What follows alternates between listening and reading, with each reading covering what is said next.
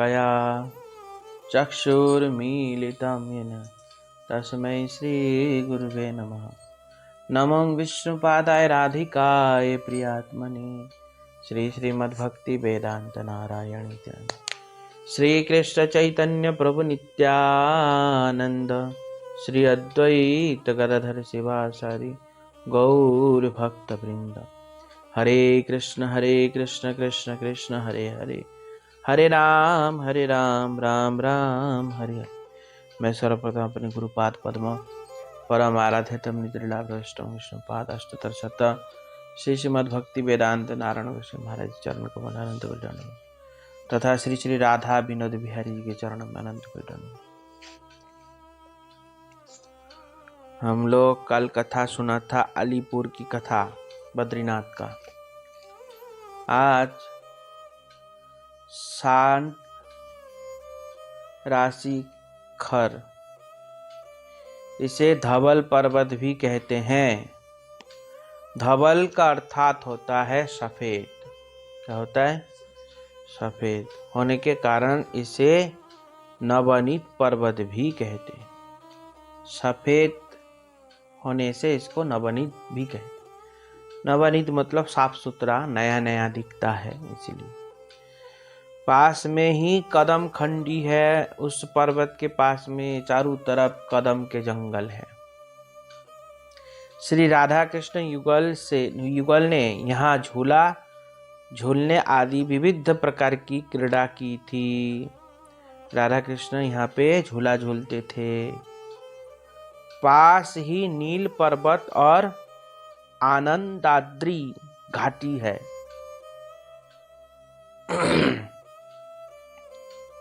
खोह से आगे ये सब स्थान है।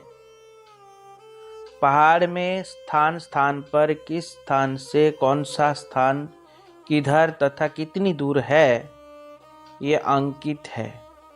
ये अंकित किसने किया? हमारे गौड़ीय वैष्णव आचार्यों ने किया है।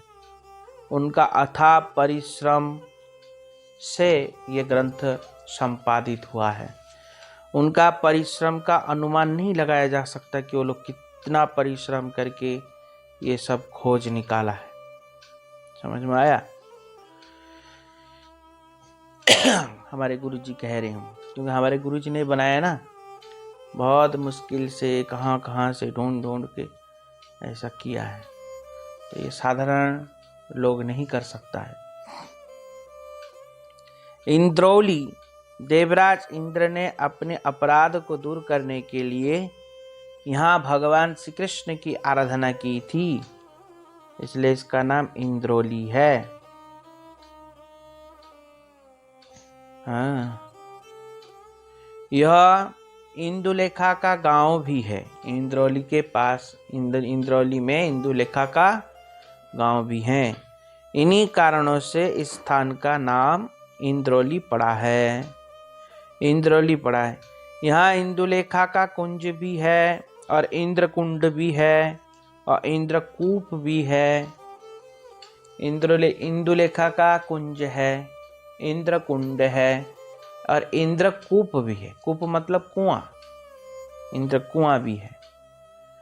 ये सब दर्शनीय है। गोदृष्टि वन, आजकल इस स्थान को गोहना कहते हैं। गोदृष्टि वन को आजकल गोहाना कहते हैं। यह परमोदार से 1 मील की दूरी पर स्थित है। जो प्रमोद वन बताया था ना, प्रमोदन गांव, उससे 1 मील दूरी की पर स्थित है ये गोदृष्टि वन। हाँ, गोदृष्टि के मतलब यहाँ एक बहुत ऊंचा टीला हुआ करता है। उस ऊंचे टीले पे जाके कृष्ण अपने गायों को देखते थे, इसलिए इसका नाम गोदृष्टि। समझ में आया? अपने गायों को देखते थे ऊंचे पे चढ़ के कि मेरे गाय हैं हैं कि दूर चला गया, कि खा रहे हैं कि बैठे हैं, सब देखते थे। और सबसे ऊपर जाके कृष्ण बांसुरी बजा के काली, धवली, कालिंदी ऐसे करके बांसुरी बजा के सभी गायों को अपने पास बुलाते थे। और गाय भी बड़े दौड़ के वेग के साथ कृष्ण के पास आ जाते थे। तो इसलिए यहाँ पे क्या क्या दर्शनीय है? हाँ, श्याम कुंड और गोपाल कुंड और कृष्ण के सुदाम सखा का भी जन्म स्थान है। ये गोदृष्टि वन जो है, यहाँ कृष्ण के सुदाम सखा का भी जन्म स्थान है। यह कनोवारो यह श्री कृष्ण के गोचारण स्थली तथा कंडव मुनि की प्रसिद्ध आराधना स्थली, कंडव मुनि का प्रसिद्ध आराधना स्थली है। इसी कारण से इस स्थान का नाम कनोवारो हुआ। पास में ही सुनहरा ही कदम खंडी, पानीहाटी कुंड, कृष्ण कुंड आदि दर्शनीय है। इसके पास में पानीहाटी कुंड, कृष्ण कुंड दर्शनीय है। कनवारों में तो कंडम मुनि यहाँ दर्शन किया, यहाँ आराधना किया था भगवान का।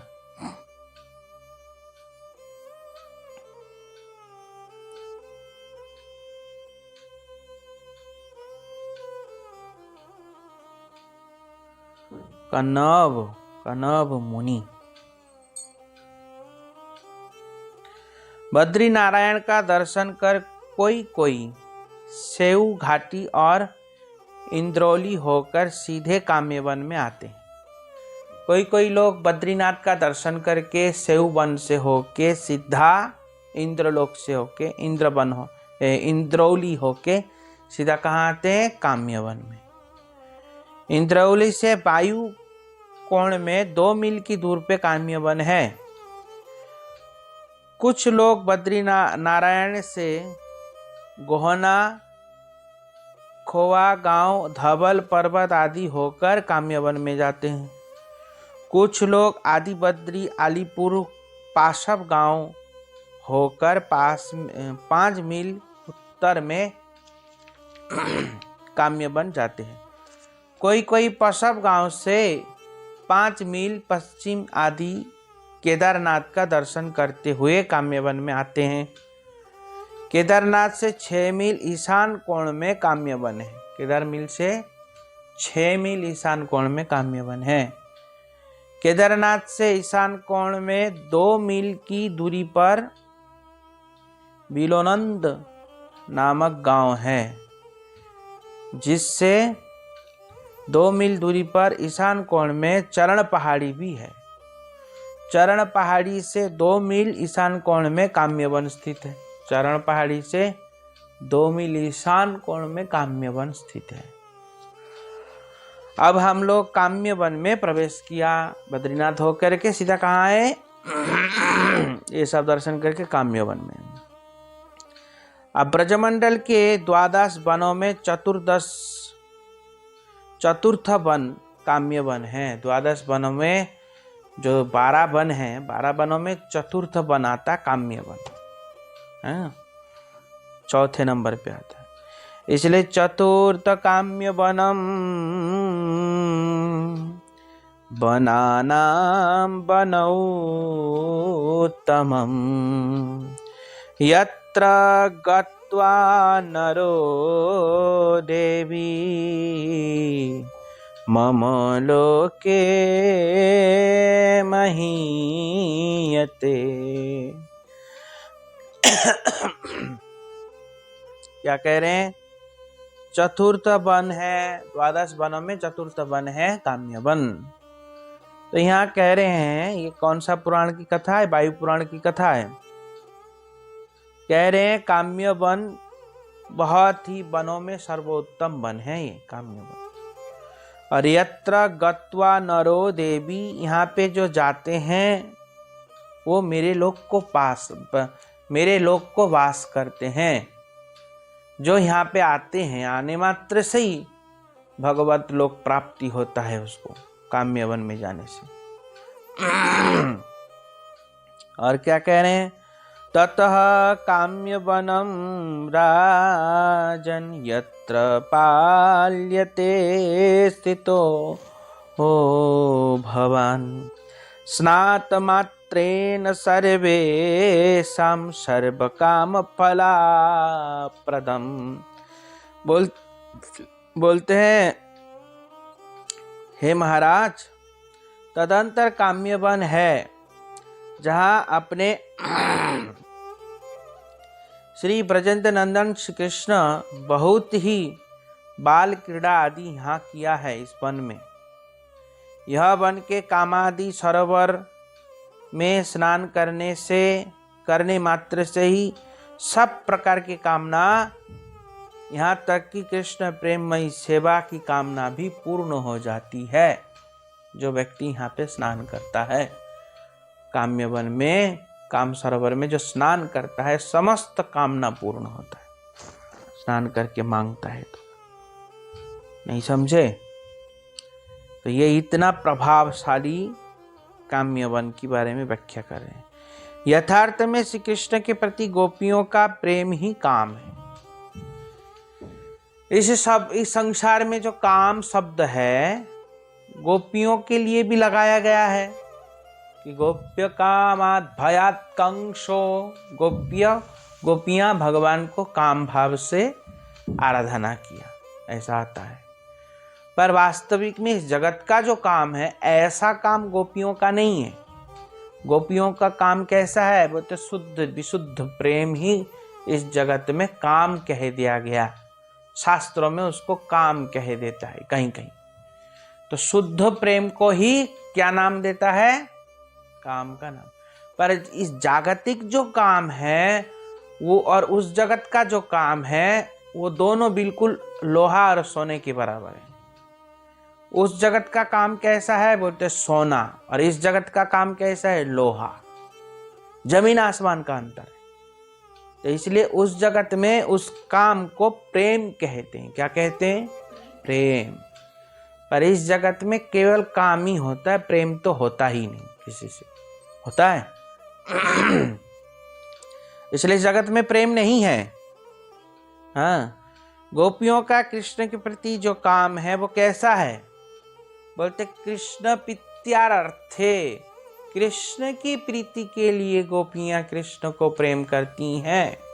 अगर कृष्ण की उसमें रुचिकर नहीं है तो गोपियां कृष्ण को देखेगी भी नहीं। ऐसा अगर कृष्ण को अच्छा लग रहा हो तो गोपियां देखती हैं। अगर कृष्ण को अच्छा नहीं लगता ना कि ये मुझे क्यों देख रहा है, तो गोपियां नहीं देखी। ऐसा उनका प्रेम है। तो इसलिए कृष्ण के प्रीति के लिए गोपियां प्रेम करती हैं, कृष्ण को खुश करने के लिए गोपियां प्रेम करती हैं, कृष्ण की प्रसन्नता के लिए गोपियां प्रेम करती हैं। तो यहाँ क्या हुआ? इसलिए यहाँ पे प्रेम है, काम नहीं। काम किसको कहते हैं? काम कहते हैं हमारा आत्मतुष्टि जब होता है तब उसको काम। हमको प्रेम करके हमको सुख मिल रहा है तो उसको क्या कहेंगे? काम। अगर हमको सुख भले ही ना मिले पर हमारे प्रेमी सुखी हो जाए, अगर ऐसा भावना होता है तो उसको कहेंगे प्रेम। तो ऐसा भावना इस संसार में नहीं होता, क्योंकि हम किसी से बात करते हैं तो वो हमको अच्छा लगता है, तो क्या हुआ फिर? काम। हम अगर बच्चे को भी प्रेम कर रहे हैं तो उसमें किसको अच्छा लग रहा है? माँ को सुख मिल रहा है। इसलिए देखना, बच्चा कभी कभी माँ का प्रेम करना उनको अच्छा नहीं लगता, कभी कभी मुंह सुकड़ाते रोते हैं, पर फिर भी माँ जबरदस्ती चुम्मा खाती नहीं? खाती, जबरदस्ती, सुनती ही नहीं। क्यों? क्योंकि वो माँ को अच्छा लग रहा है, इसलिए ऐसा। इसलिए ये काम है। ये क्या है? काम। तो प्रेम क्या है? प्रेम है कि प्रेमी को जो अच्छा लग रहा है हम वही करेंगे, अन्यथा हमारे सुख के लिए हम वो काम नहीं करेंगे। ये प्रेम, ये इस जगत में संभव नहीं है। ये केवल उस परलोक में, परजगत में ही संभव है। इस जगत में ऐसा होता नहीं। यद्यपि कई हद तक जब माँ का प्रेम, बच्चों के प्रेम शुद्ध बताया, तब भी ऐसा बता दिया। तो कहने की तात्पर्य क्या है? इस जगत में ऐसा प्रेम है ही नहीं, क्योंकि हम जिनको प्रेम करते हैं हमको भी अच्छा लगता है, सुख मिलता है, बात करते तो हमको भी अच्छा लगता है, तो इसलिए कर रहे हैं। तो इसलिए उसको क्या कहेंगे? काम। पर गोपियां जो करती हैं वो अपने सुख के लिए नहीं, वो कृष्ण सुख के लिए करती हैं। तो इसलिए वो प्रेम है, वो उसी जगत में संभव है, यहाँ संभव नहीं। इस जगत में तो केवल आसुरिक प्रेम है। कौन सा प्रेम है?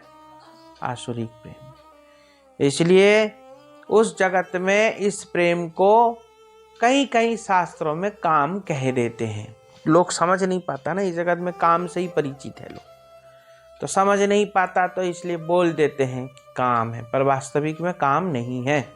समझ में आया? तो जैसे हम लोग उदाहरण देते, भगवान का आंख कमल के जैसा है, तो कमल के पंखुड़ी जैसा होगा? हाँ, अब कुछ है ही नहीं उपमा, तो क्या करेंगे? इसलिए कमल के साथ तुलना देते हो। कमल में कितना दोष है? कीचड़ में होता है। किसमें होता है? कीचड़ में होता है। हाँ, धूप खिलता है तो खिलता है, नहीं तो बंद हो जाता है। तो भगवान का आंख ऐसा है, जब धूप निकलेगा तब दिखाई देगा, नहीं तो दिखाई नहीं देगा। भगवान का आंख ऐसा है, कीचड़ में लग रहे, ऐसा तो नहीं है ना। तो इसलिए, पर फिर भी क्या करेंगे, उदाहरण है ही नहीं, तो इसलिए मजबूरन ऐसा ऐसा उदाहरण, जड़ीय उदाहरण देना पड़ता है। तो उसी प्रकार शास्त्रों में ऐसा कोई उदाहरण है ही नहीं, इसीलिए काम कह देते हैं ताकि लोगों को समझ में आए, इसलिए। पर वास्तविक में इस जगत का जो काम है उस जगत के काम जैसा नहीं है। ठीक है ना? आज की कथा यहीं तक रहने देते। वांछा कल्पतरुभ्यश्च कृपा सिंधुभ्यो नमः।